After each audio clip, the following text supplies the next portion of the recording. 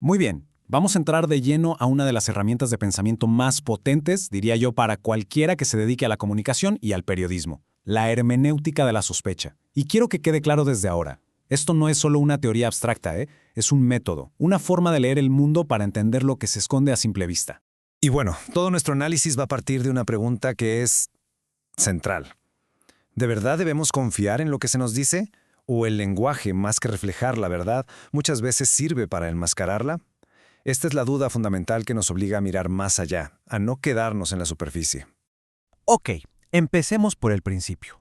Para entender este método, primero tenemos que meternos con su idea fundacional, el concepto de que nuestra propia conciencia, o sea, la forma en que vemos el mundo y a nosotros mismos, no es tan transparente como podríamos creer. Aquí tenemos, digamos, la definición formal. Fue el filósofo Paul Ricoeur, por allá de 1965, quien le puso nombre a esta corriente.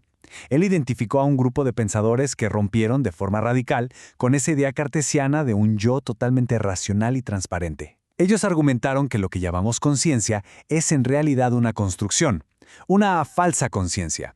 Entonces, y aquí está el punto clave para nosotros como comunicadores, Cada mensaje, cada discurso, cada noticia no debe tomarse por su valor aparente. El lenguaje se convierte en un objeto de estudio que siempre oculta algo más profundo, intereses económicos, luchas de poder o, incluso, deseos inconscientes. Y entonces, ¿quiénes son estos pensadores? Bueno, Ricoeur identificó a 3 maestros de la sospecha, los verdaderos arquitectos que construyeron los cimientos de esta forma de pensamiento crítico. Esta tabla, la verdad, resume sus enfoques de una manera brillante. Fíjense, cada uno, desde una esquina completamente distinta, nos enseñó a sospechar de algo que dábamos por sentado. Marx sospechó de la economía y la ideología, Nietzsche de la moral y la mismísima verdad. Y Freud sospechó de nuestra propia racionalidad. A ver, vamos a desglosar cada uno. A ver, empecemos con Marx. Para él, la cosa es así. Las ideas que vemos todos los días en la sociedad, ya saben, las leyes, la cultura, los medios de comunicación, no son para nada neutrales. Forman lo que él llamó una superestructura, y su función es justificar la infraestructura económica, es decir, la base material y cómo se organiza la producción. Esta ideología dominante hace que la explotación parezca normal, natural, creando así una falsa conciencia. Ahora, Nietzsche va un paso más allá y sospecha de la moral misma. O sea, se pregunta, oigan, ¿de dónde sacamos estas ideas de lo que está bien y lo que está mal? Su análisis, que es genealógico, concluye que no son verdades divinas o absolutas, sino creaciones muy humanas. Son armas discursivas, herramientas de una voluntad de poder para que un grupo imponga su visión del mundo a los demás. Y finalmente, Freud. Bueno, él dirige la sospecha hacia adentro, ¿no? Hacia nuestra propia cabeza. Su famosa frase, el yo no es señor en su propia casa, lo resume todo perfectamente. Lo que pensamos y decimos conscientemente es solo la superficie, es apenas la punta del iceberg. Es el resultado de una batalla interna, oculta, entre nuestros deseos más primitivos, el ello, y todas las normas sociales que hemos interiorizado, el superyo. Muy bien, ya que entendemos las bases teóricas de estos 3 gigantes, de Marx, Nietzsche y Freud, ahora veamos cómo esta sospecha se traduce en un método práctico, en una forma de investigar y de analizar la comunicación. Aquí es donde vemos el cambio de paradigma, ¿se dan cuenta? Por un lado, la hermenéutica clásica, la que llamamos de la afirmación, parte de la confianza. Cree que es posible restaurar el significado original y verdadero de un mensaje. Pero, por otro lado, la hermenéutica de la sospecha parte de la desconfianza. Su objetivo no es restaurar, sino desmitificar. Desmontar el discurso para revelar lo que oculta. Y este método funciona a través de lo que se conoce como el círculo hermenéutico. Ojo, no es un proceso lineal, es más bien como un vaivén constante. Se analizan las partes de un mensaje, luego su contexto general, y se regresa a las partes con una nueva comprensión. Y en este proceso es crucial ser autocrítico, ser consciente de los propios prejuicios.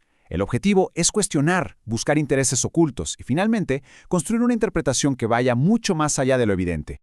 Perfecto. Ahora vamos a aterrizar todo esto. ¿Cómo se ve esta herramienta en el día a día de un comunicólogo, de un periodista? ¿De qué nos sirve en el mundo real? Piensen en esto. Al analizar un discurso político o, qué sé yo, un comercial, estas preguntas se vuelvan fundamentales. Desde Marx, la primera pregunta es por el dinero. ¿Quién paga por esto y para qué? Desde Nietzsche cuestionamos el lenguaje. ¿Cómo se usan palabras como libertad o seguridad para establecer poder? Y desde Freud analizamos la emoción. ¿Qué deseos o miedos inconscientes está activando este mensaje en la audiencia? Y claro, En esta era que llamamos de la posverdad y de las fake news, esto es más relevante que nunca. Verificar un dato, el famoso fact-checking, es necesario, pero ya no es suficiente. La sospecha nos obliga a ir más allá y preguntar por la intención. ¿Por qué aparece esta noticia falsa ahora? ¿A quién le beneficia? Una noticia puede ser un síntoma de una estrategia geopolítica o corporativa mucho, mucho más grande. Y esto nos lleva a un punto que es crucial. Aplicar esta herramienta no es solo un ejercicio académico. En contextos como el nuestro, en México, dudar del poder se convierte en una profunda y, hay que decirlo, a menudo peligrosa exigencia ética. Seguramente recordamos el caso Ayotzinapa. El gobierno federal de ese entonces presentó una narrativa oficial, a la que le pusieron un nombre muy sonoro: la verdad histórica. Y esa se convirtió en el discurso dominante, la superficie que se debía aceptar sin más. Sin embargo, el periodismo de investigación, el buen periodismo, aplicó justo esto, la hermenéutica de la sospecha. Se negaron a aceptar esa versión. A través de un trabajo rigurosísimo de analizar expedientes y usar leyes de transparencia, se desmanteló por completo esa narrativa. Se demostró que era una falsa conciencia institucional, un montaje diseñado para proteger a las estructuras del poder. O pensemos en análisis más actuales, ¿no? Como los que hace, por ejemplo, Signalab del ITESO sobre la comunicación gubernamental. Detrás de esa apariencia de un ejercicio de transparencia, sus investigaciones sospechan y descubren otra cosa: la función latente, redes de cuentas automatizadas para imponer narrativas y la creación de estigmas para atacar a la prensa crítica. Es un uso clarísimo de la superestructura mediática para afianzar una voluntad de poder. Y tenemos que decirlo con toda claridad y con todo el respeto del mundo. Aplicar este método tiene un costo altísimo.